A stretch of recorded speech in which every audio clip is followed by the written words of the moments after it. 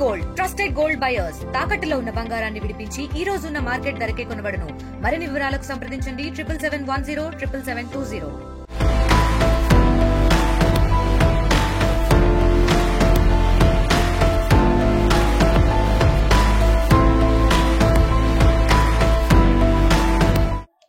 ఎన్నో ఆశలతో మెట్టినింట అడుగుపెట్టిన నవవధువు ఆశలన్నీ కూడా అడియాశలైపోయాయి.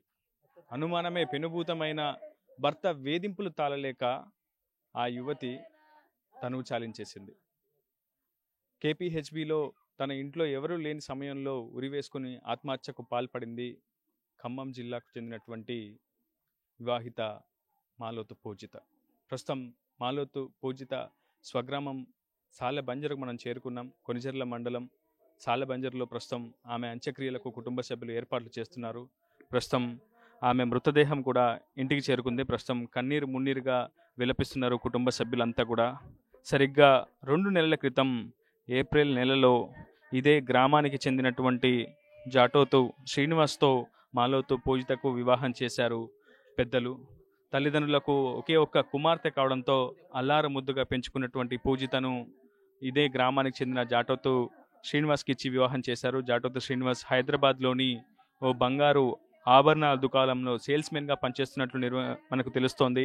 ప్రస్తుతం పూజిత మృతదేహం స్వగ్రామం సాలెబంజర్కు చేరుకుంది. ప్రస్తుతం తండా వాసులంతా కూడా విషయం తెలుసుకొని కన్నీరు మున్నీరుగా విలపిస్తున్నారు. కుటుంబ సభ్యులకు కొంత భరోసానిచ్చే ప్రయత్నం చేస్తున్నారు. ఈ కష్టకాలంలో ఆ భగవంతుడే వారి కన్నీటిని తుడవాలని కూడా ప్రార్థిస్తున్నటువంటి పరిస్థితి కనిపిస్తుంది. దాదాపు పూజిత చిన్నతనం నుంచి కూడా చాలా యాక్టివ్గా ఉండేది, గ్రామంలో చాలా చురుగ్గా ఉండేది, అందరితో కూడా కలివిడిగా తిరిగేది. కానీ కారణం ఏమో తెలియదు, కానీ ఒక్కసారిగా విధి వక్రీకరించింది. 2 నెలల క్రితం వివాహం చేసుకొని మెట్టినింట అడుగుపెట్టినటువంటి పూజిత బంగారు భవిష్యత్ అంతా కూడా ఛిద్రమైపోయింది. ఆ కుటుంబం శోకసంద్రంలో మునిగిపోయింది. ప్రస్తుతం పూజిత తల్లి నానమ్మ కంటతడి పెడుతున్నటువంటి దృశ్యాలు మీరు ఆర్టీవీ స్క్రీన్పై ఎక్స్క్లూజివ్గా చూస్తున్నారు. ప్రస్తుతం గ్రామస్తులంతా కూడా ఇక్కడికి చేరుకున్నారు. ప్రస్తుతం ఈ అంశంపై కేపీహెచ్బి పోలీసులు కూడా కేసు నమోదు చేసి దర్యాప్తు చేస్తున్నారు. అటు పూజిత భర్త శ్రీనివాస్ కూడా అదుపులోకి తీసుకున్నారు. చిన్నతనం నుంచి కూడా పూజితను నానమ్మనే పెంచి పెద్ద చేసింది, అన్ని విధాల అండగా ఉంది, చూసుకుంది, పెళ్లి కూడా చేసింది, కట్నం కూడా ఇచ్చింది. సరిగ్గా కాళ్ళ పారాన్ని కూడా చెదరక ముందే ప్రస్తుతం ఆమె కాటికి ఆమెను సాగనింపాల్సినటువంటి పరిస్థితి ఎదురైందంటూ కూడా కుటుంబ సభ్యులు కన్నీరు మున్నీరుగా విలపిస్తున్నారు. తండా వాసులంతా కూడా తలో చెయ్యి వేసి ప్రస్తుతం ఆ కార్యక్రమాన్ని కూడా ముందుకు తీసుకువెళ్తున్నారు. అసలు పూజిత 2 నెలల కాలంలోనే ఎందుకు బలవన్నానికి పాల్పడినటువంటి నిర్ణయం తీసుకుంది, ఎందుకు ఉరివేసుకొని ఆత్మహత్యకు పాల్పడిందన్న అంశంపై పోలీసులు కూడా పలు కోణాల్లో దర్యాప్తు చేస్తున్నట్టు ప్రస్తుతం ఆ తల్లి కుటుంబ సభ్యులంతా కూడా కన్నీరు మున్నీరుగా విలపిస్తున్నారు. ప్రస్తుతం పూజిత మామ ఇక్కడే ఉన్నారు, ఆయనతో కూడా మాట్లాడే ప్రయత్నం చేద్దాం. దాదాపు కేవలం 2 నెలలు అవుతుంది, అది కూడా సొంత గ్రామానికి చెందినటువంటి వ్యక్తికి ఇచ్చి వివాహం చేశారు. చాలా అల్లారు ముద్దుగా పెంచుకున్నారు. పెళ్లి కూడా హంగు ఆర్భాటంతో చేశారు. కానీ ఏం జరిగింది, కేవలం 2 నెలల వ్యవధిలోనే ఆ అమ్మాయి ఎందుకు ఇంత బలమైనటువంటి ఇంత కఠినమైనటువంటి నిర్ణయం తీసుకుందంటే ఏం చెప్తారు నరసింహారావు? అమ్మాయిని అంగరంగ వైభవంగా తల్లిదండ్రులు, గ్రామస్తులు, తండావాసులు అందరూ కలిసి ఘనంగా పెళ్లి చేయడం జరిగింది. కానీ ఇక్కడ నుండి భర్త ఈ అమ్మాయి ఇద్దరు హైదరాబాద్లో కేపీహెచ్పిలో ఈ పిల్లగాడు ఉద్యోగం చేసే దగ్గర రూమ్ కిరాయికి తీసుకొని అక్కడ ఉండడం జరిగింది. ఈ సంఘటన ఉరివేసుకొని చనిపోయిందని 2 రోజుల క్రితం గ్రామస్తులకి తను ఫోన్ చేస్తే తండా మొత్తం శోక సముద్రంలో మునిగిపోయింది. తండావాసులం మేము ఒక 20-25 మంది వాహనాల్లో వెళ్ళేసి అక్కడికి వెళ్ళేసి అప్పటికే గాంధీ మార్చురీలో అమ్మాయి మృతదేహం ఉంది. మార్చురీకి వెళ్ళేసి అమ్మాయి మృతదేహాన్ని చూసి కేపీహెచ్పి పోలీస్ స్టేషన్కి వెళ్ళేసి మేము ఎస్ఐ గారిని, సిఐ గారిని వారిని వెళ్ళేసి కనుక్కొని ఆ వివరాలు తర్వాత రోజు సిఐ గారు వెళ్ళేసి వాళ్ళ ఇంట్లో అవన్నీ ఏదైతే ఏ రకంగా చనిపోయిందన్నది సిఐ గారు, పోలీస్ బృందం వాళ్ళంతా క్షుణ్ణంగా పరిశీలించారు. వాళ్ళు కొన్ని విషయాలు చెప్పారు. ఇదంతా మేము ఇంకా మాకు కొంత టైం పడుతుంది, ఈ లోపు మేము క్లారిటీగా చేస్తాం. ఈ లోపు మీరు ఎటువంటి ఇది లేకుండా మీ యొక్క డెడ్ బాడీని పోస్ట్ మార్టం నుండి ఇంటికి తీసుకెళ్ళి దానం చేసుకోండి. ఏదన్నా ఉంటే మేము ఛార్జ్ షీట్లో న్యాయం చేస్తాం. అమ్మాయి చనిపోవడం ఏదున్నా కానీ ఇదనే మీరు ఎటువంటి ఇబ్బంది పడకుండా ఫస్ట్ వెళ్ళేసి దానం చేయమని పోలీసు వారు మాకు చెప్పడం జరిగింది. వారి ఆదేశాల ప్రకారం ఈ అమ్మాయిని ఈ ఇంట్లో జాటోత్ పూల్ సింగ్ కుమారుడు జాటోత్ శ్రీనివాస్కి ఇచ్చి వివాహం చేశాం కాబట్టి మా యొక్క ఆచారాలు మా యొక్క తండా సాంప్రదాయ ప్రకారం ఈ యొక్క డెడ్ బాడీని వారి ఇంటి ముందు ఉంచి ఇక్కడ నుండే అంతా గ్రామస్తులం ఏదన్నా లావాదేవీలు ఉన్నాయి కూడా కొన్ని మాట్లాడుకున్నాం. మా తండా మా ఆచారాలు మా సాంప్రదాయ ప్రకారం ఈ యొక్క దాన సంస్కారాలని నిర్వహించాలని తండా గ్రామ పెద్దలందరం నిర్ణయించడం జరిగింది. కాబట్టి ఈ కార్యక్రమాన్ని ఈ రకంగా చేయాలనుకుంటున్నాము. కానీ ఆ కుటుంబానికి తీర్చలేని లోటు ఇది. ఈ యొక్క పూజిత కుటుంబ సభ్యులకి నా యొక్క ప్రగాఢ సానుభూతిని తెలియజేస్తున్నాను. ఏమైనా చెప్పిందా పూజిత జరగక ముందు నన్ను ఇబ్బంది పడుతున్నారు, ఇబ్బందిగా ఉంది ఏమి చెప్పిందయ్యా? నాకు మంచిగానే చూసుకుంటుండని చెప్పింది. నీకు నేను చెప్పలేదు. నాకు వచ్చి అమ్మ నాకు సెల్లు కొని పెట్టాలంటే సెల్లు వద్దు, మాకు టీవీ కావాలన్నాడు. నాకు టీవీ కావాలంటే టీవీ ఇప్పిస్తా అని చెప్పిన. 10,000 కావాలి, 10 లక్షలు కావాలని అన్నాడు. 10 లక్షలు కావాలన్నా ఇస్తా నేను పంటల మీద అని చెప్పాను. కానీ నా బిడ్డని చిత్రహింసలు పెట్టారు. నా బిడ్డని చిత్రహింసలు పెట్టి ఆయన తట్టుకోలేక ఉరి పోసి చంపేశాడు. చంపేసినప్పుడు ఏలాడు పెట్టి పోలీసులు రాకతలికే ఆ పూరిని తీసి కింద బండ పెట్టిండు. ఎవరు రాకుండానే నా బిడ్డ ఆ తట్టుకోలేక భరాయించలేక నా బిడ్డని ఈ రకంగా తీసుకొచ్చిండయ్యా. ఇది నాది పరిస్థితి. నాకు ఒక ఫోన్ కూడా చేయనీయకుండా తల్లిదండ్రుల ఇంటికి పోకుండా మా ఇంటికే రావాలి, మా ఇంటికే పోవాలి. కానీ నీ తల్లిదండ్రుల ఇంటికి పోవద్దని అంటే ఎందుకు పోకూడదు? తల్లిదండ్రుల ఇంట్లో ఏం తప్పు చేసింది అది చెప్పమని ఒకసారి అడిగాం. అడిగితే తల్లి నేను నాయనమ్మ నేను అడిగితే నీకెందుకు, మేము అడిగితే ఇంటికి వరకే రావాలి, నా భార్య నా ఇష్టం అన్నాడు. అందుకోసం నీకేం కావాలో అడుగు, కానీ నా బిడ్డనైతే చిత్రహింసలు పెట్టకు అని చెప్పిన. ఇంతే నాయన. నాకు 19 ఏళ్ల పాటు పూజితని పెంచి పెద్ద చేసింది కూడా మీరే అని చెప్తున్నారు. ఆ కుటుంబానికి పెద్ద దిక్కు కూడా మీరే అని చెప్తున్నారు. మీకు చెప్పలేదా పూజిత నన్ను ఇబ్బంది పెడుతున్నారు, నేను నీ దగ్గరికి వచ్చేస్తాను? ఒక్కసారి చెప్పారు సార్, ఒకసారి చెప్పింది నాకు ఇబ్బంది పెడుతుంది, నేను పోను, నేను ఏదో గట్టి చర్చ తీసుకుంటేనే పోతాను అని చెప్పింది. అమ్మ ఇప్పుడే 2 నెలలు కూడా కాలేదు, అప్పుడే పంచాయతీ మనం పెట్టుకోకూడదు, ఒకసారి పోయిరా అమ్మ అని చెప్పాను. వాళ్ళ పెదనాన్న తీసుకొని పోయినాడు. పోతే ఆ నుంచి తీసుకొచ్చి నా బిడ్డని తీసుకొని ఆడికి పోతే నువ్వు నాకు అవసరం లేదు, నా పెళ్ళం నువ్వు తీసుకెళ్ళు ఇంటికి అని చెప్పాడు. అని చెప్తే నేను ఎందుకు అని తెలియక నా అల్లుడు అట్లా అంటాడని చెప్పి ఆయన బలవంతంగా ఆడ తోలి వచ్చిండు. తోలి వచ్చినాక 1 వారం రోజులు కూడా కాలేదు, చంపేసిండు, ఉరి వేసిండు. అది జరిగిందయ్యా. నాకు మట్టికి నాయనమ్మ నాకు బాధలు పెడతాడు, నాకు మట్టికి తీసుకెళ్ళు, నువ్వు గట్టిగా అడిగితేనే నేను పోతే పోను అని చెప్పింది. పెళ్లికి ముందే పూజిత అన్ని విషయాలను కూడా తన నానమ్మతో చెప్పినట్లు ఆమె కూడా చెప్తోంది. ఖచ్చితంగా నన్ను హింసిస్తున్నారు, వేధింపులకు గురి చేస్తున్నారు అని చెప్పి ప్రతి ఒక్క విషయాన్ని కూడా పూజిత చెప్పింది. అవసరమైతే పెద్ద మనుషులతో మాట్లాడి సమస్యను పరిష్కరించాలని కూడా తన నానమ్మను కోరింది. కానీ కేవలం 2 నెలలు అవుతుంది వివాహం జరిగి, ఇప్పుడే పంచాయతీ అంటే ఇబ్బందికరమైనటువంటి పరిస్థితులు తలెత్తుతాయి, కొంత ఓర్చుకునే ప్రయత్నం చేయంటూ కూడా మనవరాలకి నానమ్మ సర్ది చెప్పే ప్రయత్నం చేసింది. కానీ బాధ భరించలేక పూజిత బలవన్నానికి పాల్పడింది. ప్రస్తుతం ఆమె తల్లి కూడా కన్నీరు మున్నీరుగా విలపిస్తున్నటువంటి పరిస్థితి ఉంది. అమ్మ మీతో ఏమైనా తల్లితో ప్రతి ఒక్కరు కూడా ప్రతి విషయాన్ని పంచుకుంటారు. పూజిత ఏదైనా ఒక చిన్న విషయాన్ని మీకు చెప్పిందా? ఇంటికి వస్తానని ఏమైనా చెప్పింది? ఆమె ఏమి కూడా మాట్లాడే పరిస్థితుల్లో లేదు. పూర్తిగా అల్లారు ముద్దుగా పెంచుకున్న కూతురు ప్రస్తుతం చూడలేని స్థితిలో ప్రస్తుతం చాలా ఆమె ముఖం కూడా చూడలేనటువంటి పరిస్థితి కనిపిస్తుంది. అయితే స్పష్టంగా మనము ఆమె ముఖాన్ని కూడా చూడొచ్చు. పూజిత ముక్కులోంచి కూడా బ్లడ్ వచ్చినట్టు, రక్తస్రావం జరిగినట్టు మనకు స్పష్టంగా కనిపిస్తుంది. అయితే కుటుంబ సభ్యులు కూడా ఆరోపిస్తున్నారు ఆమెను చంపేసి హత్య చేసి ఆ తర్వాత ఉరివేసినట్లు ప్రస్తుతం కుటుంబ సభ్యులు కూడా ఆరోపిస్తున్నారు. ఆమె పూజిత పెద్దమ్మ కూడా ఉంది. అమ్మ ఏం జరిగింది, మీకు ఏమైనా సమాచారం తెలుసా అంతకుముందు ఘటన? ఏం జరిగిందంటే సార్, నా బిడ్డకి నా ఇంటికాడ వచ్చింది చుట్టాలు, పెద్దమ్మ ఇంటికాడ రామ్ నాకు పంపిపోతే అని అంటే నేను తీసుకెళ్ళినానయ్యా. నా బిడ్డని తీసుకెళ్తే ఇక్కడ ఏం గొడవ పెట్టుకున్నారో ఏమో, నా బిడ్డకు మంచి గుంచుకోవట్లేదని నా చెల్లిను వాళ్ళ అత్తయ్య ఏదో చిన్న గొడవ పెట్టుకున్నారంట. ఆ గొడవ ఫోన్ చేసింది, వాళ్ళ వదిన ఫోన్ చేసింది.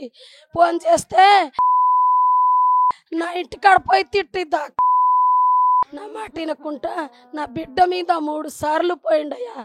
పోయి నెట్టిండు. ఎందుకు నెడుతున్నావయ్యా అని అంటే, నా ఇష్టం, నా భార్య, నేను ఏదైనా చేసుకుంటా అని అంటుండు.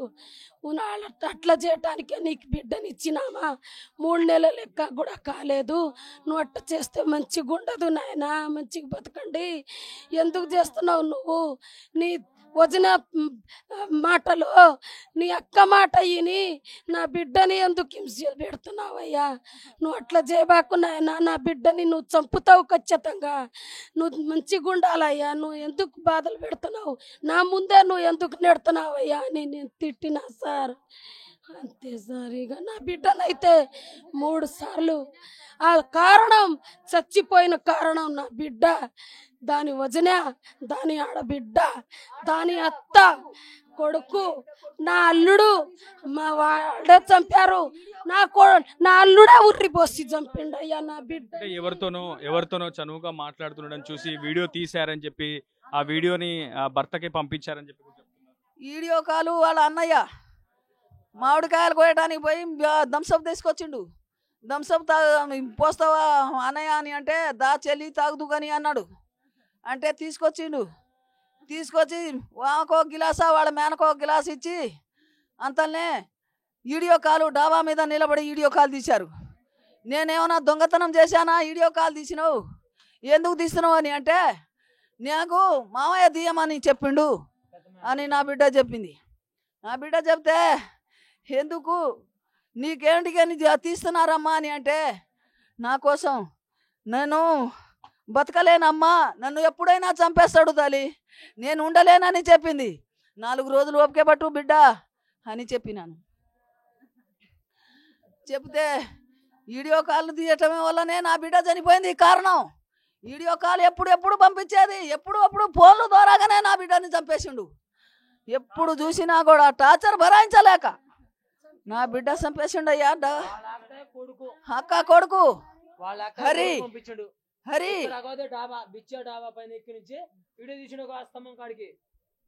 తమ ఊరికి చెందినటువంటి యువకుడికి ఇచ్చి వివాహం చేస్తే తమ కళ్ళ ముందే అమ్మాయి ఉంటుందని చెప్పి పూర్తిగా వాళ్ళెంతో ఆశలు పెట్టుకున్నారు. కానీ అకస్మాత్తుగా జరిగినటువంటి ఈ ఉదంతంతో ఒకవైపు భర్త టార్చరు, భర్త కుటుంబ సభ్యులు మెట్టినింటి వారి వేధింపులు తాళలేకనే తమ కుమార్తె మృతి చెందిందని, తమ కుమార్తెను చంపి ఆ తర్వాత ఉరివేసినట్లు కూడా ప్రస్తుతం మృతురాలి కుటుంబ సభ్యులైతే ఆరోపిస్తున్నటువంటి పరిస్థితి కనిపిస్తుంది. ఏదేమైనా ప్రస్తుతం సాలబంజర గ్రామంలో విషాద ఛాయలు అలుముకున్నాయి. ప్రస్తుతం తండావాసులు, పెద్ద మనుషులందరూ కూడా ఆ గ్రామంలోని మృతురాలు ఇంటి వద్దకు చేరుకున్నారు. ప్రస్తుతం ఆ కుటుంబానికి కొంత భరోసానిచ్చే ప్రయత్నం అయితే చేస్తున్నటువంటి పరిస్థితి ఉంది. ప్రస్తుతం ఈ ఘటనపై కేపీహెచ్బి పోలీసులు కూడా కేసు నమోదు చేశారు.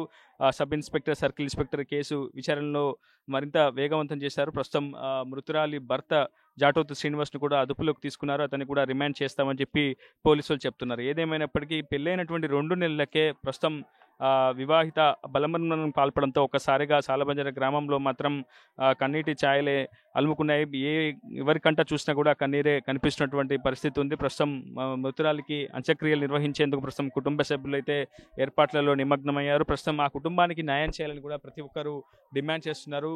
పెళ్లి సమయంలో 8 తులాల బంగారంతో పాటు కట్నం కింద కూడా చాలా పెద్ద ఎత్తున నగదు చెల్లించామని చెప్పి మృతురాలి బంధువులు చెప్తున్నారు. ప్రస్తుతం ఆ అంశంలో కూడా పెద్ద మనుషులందరూ కలిసి కూర్చొని న్యాయం చేసేందుకు పరిష్కారం సూచించే ప్రయత్నం అయితే చేస్తున్నారు. ప్రస్తుతం ఇరు కుటుంబాల పెద్దలు కూడా డిస్కస్ చేస్తున్నారు ఈ అంశంపై. ఖచ్చితంగా మృతురాలి చావుకి న్యాయం జరగాలి. ఖచ్చితంగా ఎవరైతే నిందితున్నాడో అతనితో పాటు మృతురాలిని వేధించినటువంటి వ్యక్తులపై కఠిన చర్యలు తీసుకోవాలని కూడా గ్రామస్తులంతా డిమాండ్ చేస్తున్నారు.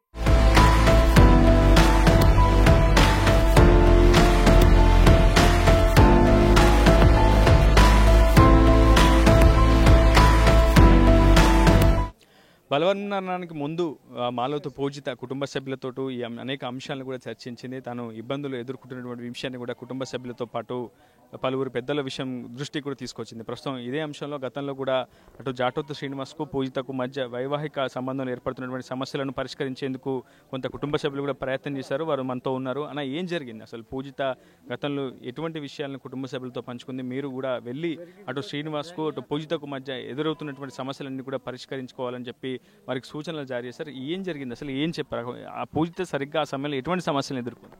ఇప్పుడు హైదరాబాద్ నుండి మా ఊరు నుంచి అమ్మాయిని పంపడానికి అల్లుడి ఇంటికాడ పోయినాం మేము. పోయిన తర్వాత అల్లుడు ఇంటికాడ నుంచి అత్త, వాళ్ళ అక్క, వాళ్ళ అన్నయ్య ఈ ముగ్గురు కలిసి అల్లుడికి ఫోన్ చేయటం జరుగుతుంది. అల్లుడు మా బిడ్డ మీద బాగా ర్యాస్ అయ్యి బూతులు మాటలని గొంతు పిసకడం, ఆమెని కొట్టడం, అరాచకంగా బాధపడుతుంటే నేను మినిమం ఒక 24 గంటలు చూసిన. 24 గంటలు అక్కడనే హైదరాబాద్లో ఉండి చూసినా కానీ అదే వేదనలో అదే ఆపదనలో ఉన్నాడు. అంటే మీ కళ్ళ ముందే కొట్టడం, హింసించడం, కళ్ళ ముందే ఇట్లా కొట్టడానికి పోవటం, గొంతు పిసకడం, ఇట్లా పిసికి కింద పడేయటం అట్లా జరుగుతుంటే నేను పెద్దోడిని, నేను మాట్లాడదామని నేను 24 గంటలు ఆగిన తర్వాత తెల్లారి మళ్ళా పొద్దున 7ంటికి వాళ్ళ తల్లి 7ంటికి ఫోన్ చేయగానే అమ్మాయి మీద ఇచ్చకబడి ఆ అమ్మాయిని కొట్టడం జరుగుతుంది. మీదంతా ఇదే ఊరు, మీకు సాలబంజర గ్రామంలో ఎవరు ఎట్లాంటి వారు తెలుసు ముందే, కానీ పూజితకి ఎందుకు మరి అలాంటి వ్యక్తినిచ్చి వివాహం చేశారు? మాది ఈ ఊరు కాదు, సాలబంజ పక్కన విలేజ్ మాది. మాకు వాళ్ళకు ముందస్తుగా ఎంక్వైరీ చేయలేదా? పలానా ఒక అమ్మాయికి మనం ఒక అబ్బాయి నుంచి పెళ్లి చేస్తున్నప్పుడు అతని బిహేవియర్ ఏంటి, ఊర్లో పెద్ద మనుషులను అడుగుతాము, ఇవన్నీ ఎవరిని అడగలేదు? అయితేనండి ఒకటి ఆ బాబుకు చూస్తే కొంచెం మంచిగానే ఉన్నాడు, మరి బంగారు షాప్లో ఉంటుండు, ఒక 30,000 రూపాయల శాలరీ వస్తుంది, నా పిల్ల మంచిగా బతికిద్దామని ఆలోచించి తాగడు, ఏం చేయడు కదా, మంచిగా ఉన్నాడు పిల్లగాడని బీటెక్ చదువుకున్నాడు కానీ అతనికి ఇవ్వడం జరిగిందండి.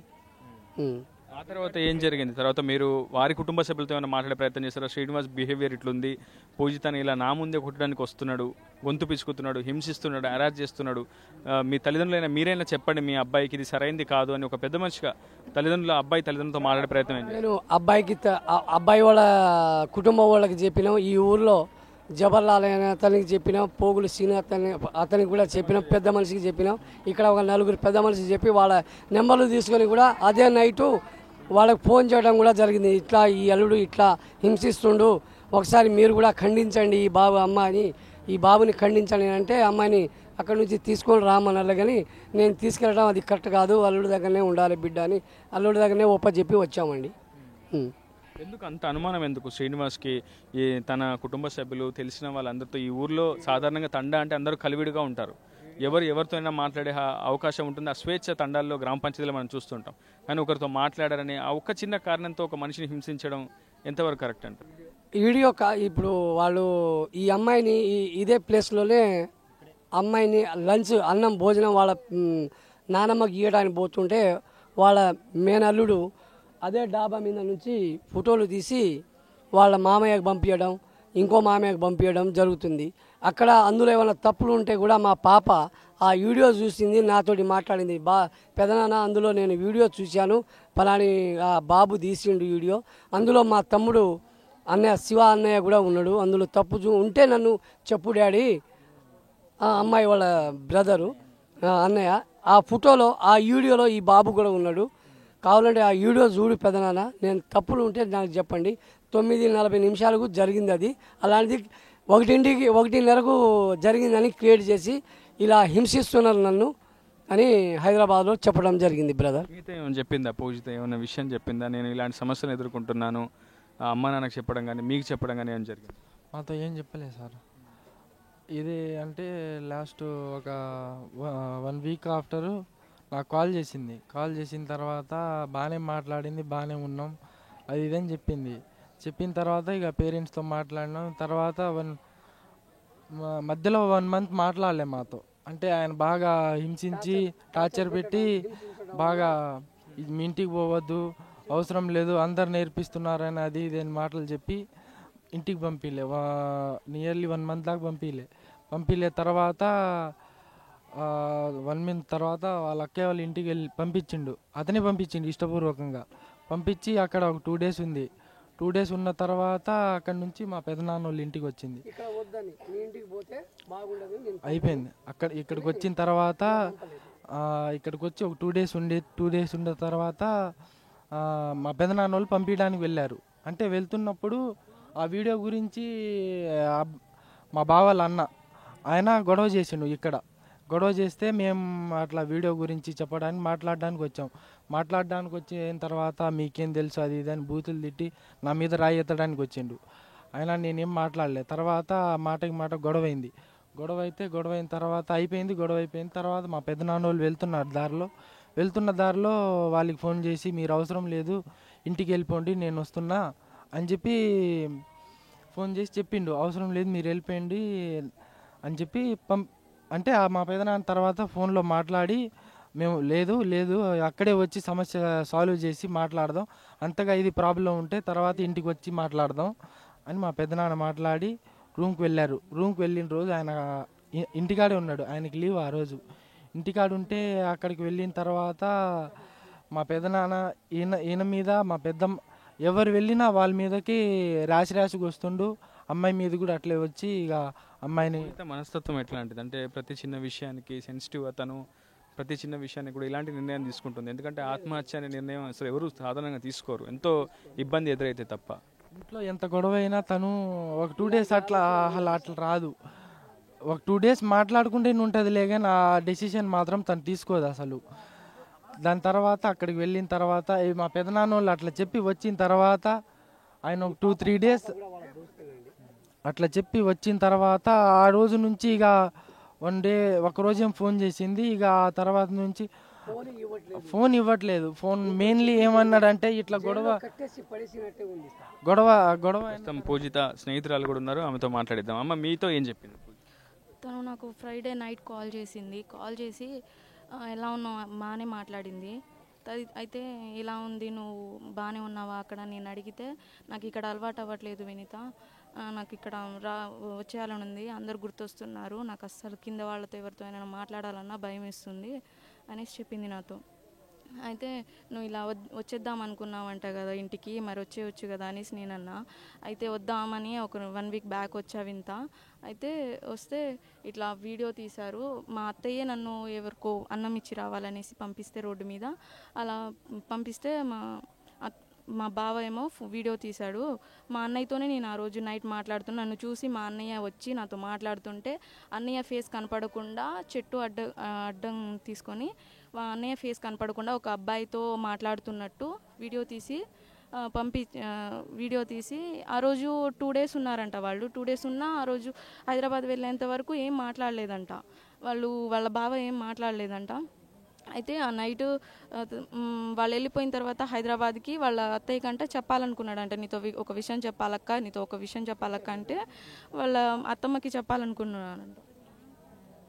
అయితే పోయి చెప్పాలనుకుంటుంటే ఏంటో చెప్పంటే, ఇగో ఇట్లా నీ కోడలేమో ఇట్లా మాట్లాడుతుంది పూజిత, నైట్ ఎవరితో సెంటర్లోకి వెళ్ళి మాట్లాడుతుంది, నేను వీడియో తీసిన ఇట్లా ప్రూఫ్ ఉంది నా దగ్గర అనేసి మాట్లాడితే, ఆ వీడియో అంటే వాళ్ళ హస్బెండ్కి సెండ్ చేశారంట. సెండ్ చేస్తే మీ అమ్మ నాన్న ఇట్లానే పెంచారా నీకు, నైట్ వెళ్ళి మాట్లాడాలా, నువ్వు అంత అవసరం ఏంటి నీకు, ఎవరో మరి చూద్దాం అక్కడే తేల్చుకుందాం, మరి నీకు అంత ఎవరో అనేసి తేల్చుకుందాం అంటే సరే అని ఎదురు అంటుంటే కొట్టడానికి వస్తుందంట, బాగా టార్చర్ చేయడానికి వస్తుంటే ఇంకా ఏం మాట్లాడలేక తను అట్లానే ఉందంట. అయితే అంతవరకు మాట్లాడింది నాకు ఇంకా. అయితే నువ్వు వచ్చేయచ్చు కదా పూజిత అని నేను అన్నా, అంతే ఆ తోటలోనే అన్నా. అయితే నాకు మస్తు టార్చర్ చేస్తుండవు, ఇంత నాకు వచ్చేయాలని ఉంది, అందరు గుర్తొస్తున్నారు అనేసి చెప్పిందంట. మొత్తంగా అసభ్యకర పదజాలంతో దూషించడం, మానసికంగా శారీరకంగా హింసించడం వంటి ఘటనలతో పాటు ఆమెను ఇంట్లోనే నిర్బంధించినట్లు కూడా కుటుంబ సభ్యులు, స్థానికులు ఆరోపిస్తున్నారు. జాటోతు శ్రీనివాస్ను కఠినంగా శిక్షించాలన్న డిమాండ్ అయితే సర్వత్రా వ్యక్తమవుతోంది. ప్రస్తుతం మృతురాలి బంధువు కుటుంబానికి అయితే తండా వాసులంతా కూడా అండగా నిలబడుతున్నారు. ఇది వినిపిస్తున్న రిపోర్టర్ ఉదయ్, RTV, సాలబంజర గ్రామం నుంచి.